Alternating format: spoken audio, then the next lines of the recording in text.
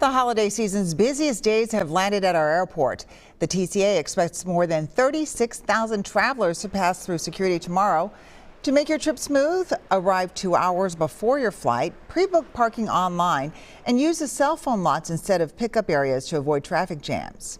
Every month, passengers leave behind some 1,500 items at the airport. So where do they all end up? WCCO's Jonah Kaplan takes us to the airport, lost and found, to see what we leave behind. Before we take you to the big room back that way, I want to show you first what's in this closet. We'll open it up here. Here's a stack of passports left behind. 2 stacks, driver's licenses, IDs, and how about this? Credit cards. Travelers, don't you think you need these things? And don't you need this or these? What about the other shoe? Everyone that works here, they're really very supportive of wanting to find what we're looking for. Nancy Fortier has found a lot in her 11 years at MSP's Lost and Found office. She spent the previous 35 at Northwest and Delta Airlines doing the same thing. On this side is anything that someone has left behind at the TSA security checkpoints, and it's in date order.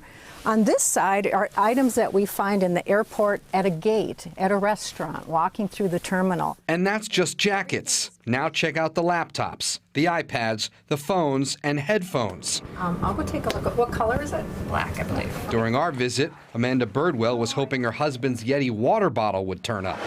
That's all I have right now. Nancy has some, but no dice. So frustrated because it's his favorite. It's his favorite? And he just bought it, yeah. At least not yet.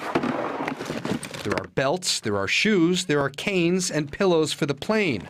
Someone also turned in a tea kettle, a walker, CPAP machines. We get odd items, like this I did pull out to show you. We had a gorilla like an outfit. And no one's been looking for him yet. How many strollers do you get through here? Well, it can vary from month to month. I mean, half a dozen, 6 to 8 a month, something like that. And as long as they don't forget the kid. Right. I don't know what they did, but we do get those in, and we hold them, and there's no identification on most things, which is interesting that if anyone would just put a name and a phone number, or a phone number, something, instantly we'd be able to notify them. There's a science to all of this, too. Everything gets a barcode and description. The phones get charged, with chargers also left behind in case the owner calls. These bins are the daily dose from the TSA, an easy way to find something if a passenger mentions the date of his or her travel. The items stay on the shelves for 30 days. Then they're offered to charities. It's stressful enough to travel, but Nancy Fortier will do her best to make sure this stuff gets home. Everything's important. Whoever's inquiring here, they want their property back. And we just have a team of people that work in here that want to get it back for them. It's very rewarding. Jonah Kaplan, WCCO News.